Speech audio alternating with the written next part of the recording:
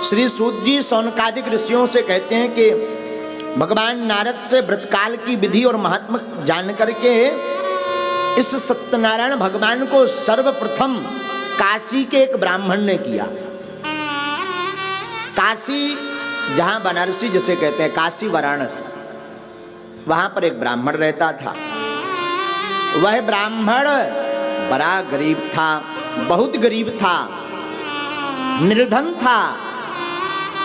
वह भूख प्यास से पीड़ित होकर के वह ब्राह्मण नित्य प्रतिदिन पृथ्वी पर घूमा करता था।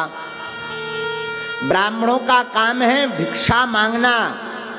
भिक्षा का मतलब यह नहीं कि ब्राह्मण अपनी क्षुधा तृप्ति के लिए भिक्षा मांगते हैं, अपितु ब्राह्मण आपसे दान का, अन्न का, वस्त्र का, दक्षिणा का अगर भिक्षा प्राप्त करते हैं तो उस दक्षिणा के, दान के, अन्न के दान के, वस्त्र के दान के साथ साथ आपके बुरे कर्म और दुखों को भी खींच लेते हैं। इसलिए ब्राह्मण को, गुरु को देवालय में वस्त्रदान, अन्नदान, धन दान अवश्य करना चाहिए। तो वो ब्राह्मण प्यास से दुखी रहता था। नित्य प्रतिदिन वह ब्राह्मण भिक्षा मांगने के लिए पृथ्वी पर जाता था। भगवान बहुत प्रेम करते हैं ब्राह्मणों से। भगवान को ब्राह्मण बड़े प्रिय हैं। भगवान से उस ब्राह्मण का दुख नहीं देखा गया। और एक दिन भगवान विष्णु ने एक बूढ़े वृद्ध का रूप धारण किया, उस ब्राह्मण के पास पहुंच गए।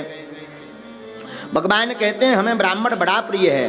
दुखितम ब्राह्मणम दृष्ट्वा भगवान ब्राह्मण प्रिया, वृद्ध ब्राह्मण स्वरूपस्तम पाप्रक्ष दुजमादिरात। भगवान एक बूढ़े वृद्ध का रूप धारण करके पहुंचे। अरे ब्राह्मण देवता, क्यों परेशान हो रहे हो? दुखी होकर के पृथ्वी पर क्यों घूम रहे हो? कारण बताओ। तो ब्राह्मण ने हाथ जोड़कर कहा, महाराज मैं ब्राह्मण हूं। ब्राह्मण का मतलब है जो ब्रह्म को जानता। मेरे पास धन नहीं है, मैं बड़ा निर्धन हूं, बड़ा गरीब हूं। पृथ्वी पर घूम घूम कर भिक्षा मांग करके मैं अपने उदर की पूर्ति करता हूं, मैं अपने पेट का पालन करता हूं। भगवान को दया आ गई, क्योंकि भगवान कहते हैं दुज हमें बड़े प्रिय है। भगवान अपने भक्तों से बड़ा प्रेम करते हैं। भगवान को दया आ गई। भगवान बोले ब्राह्मण देवता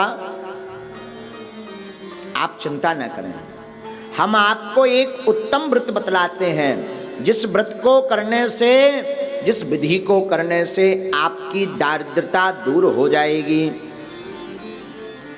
तो ब्राह्मण देवता हाथ जोड़कर बोले महाराज अगर ऐसा कोई उपाय है जिससे हमारी दरिद्रता दूर हो सके तो आप तत्क्षण कृपा करके हमें बताइए। आप हमें बतलाइए, उस नियम को, उस व्रत को हम निष्ठा पूर्वक जरूर करेंगे। तो वृद्ध रूपी भगवान ने ब्राह्मण देवता को उपदेश दिया कि हे ब्राह्मण, सत्यनारायणो विष्णु वांछिता फलप्रदा। हे ब्राह्मण देवता, तुम श्री सत्यनारायण भगवान का व्रत करो, जो भगवान श्री विष्णु का व्रत है, जिसके व्रत करने से मनोवांछित फल प्राप्त होता है, मन की इच्छा पूर्ण होती है। इसलिए ब्राह्मण देवता तुम सत्यनारायण का व्रत करो। तो ब्राह्मण ने हाथ जोड़ करके कहा महाराज आपने व्रत तो बतला दिया, परंतु इसको कैसे करना चाहिए विस्तार पूर्वक बताइए। तो तस्वतम पूजनम विप्रः कुरुस्व व्रतमुत्तमम् विधानम चा व्रतस्यापि विप्राया भाष्य यत्नतः। भगवान श्री हरि ने जो ब्राह्मण वृद्ध का रूप धारण करके आए थे, ब्राह्मण को सत्यनारायण भगवान का वित्र बतला दिया, नियम बतला दिया, पूजन बतला दिया। ब्राह्मण देवता बड़े प्रसन्न भये और वृद्ध ब्राह्मण का रूप धारण करने वाले भगवान विधान बतला करके अंतर ध्यान हो गए। ब्राह्मण देवता मन में सोचने लगे कि किसी महापुरुष ने विधि तो बतला दी, पर मैं उसको कैसे करूँगा। मैं तो बड़ा निर्धन हूँ, मैं तो बड़ा गरीब हूँ, मेरे पास तो पाने की व्यवस्था नहीं है, भला मैं कैसे करूँगा। पूरी रात इस चिंता में निमग्न रहे वह ब्राह्मण। संपूर्ण रात्रि ब्राह्मण को नींद नहीं आई। और भगवान बड़े दयालु हैं। भगवान ने जब ब्राह्मण को इस प्रकार देखा तो जैसे ही ब्राह्मण प्रातः काल शौचादि से निवृत्त हुआ और मन में संकल्प लिया उस ब्राह्मण ने कि आज जो भी भिक्षा में दान मिलेगा, धन मिलेगा, उससे हम सत्यनारायण भगवान का पूजन करेंगे।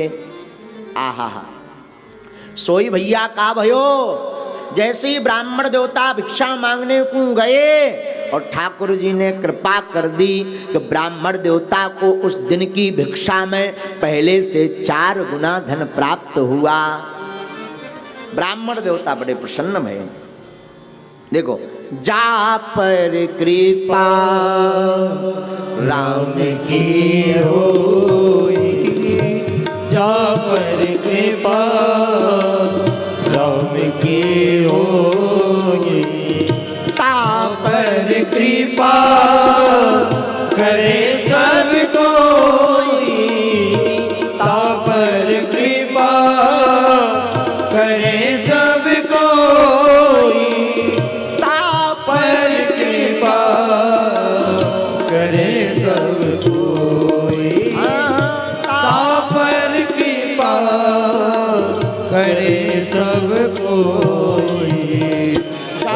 पर कृपा राम की होई, जा पर कृपा राम की होई।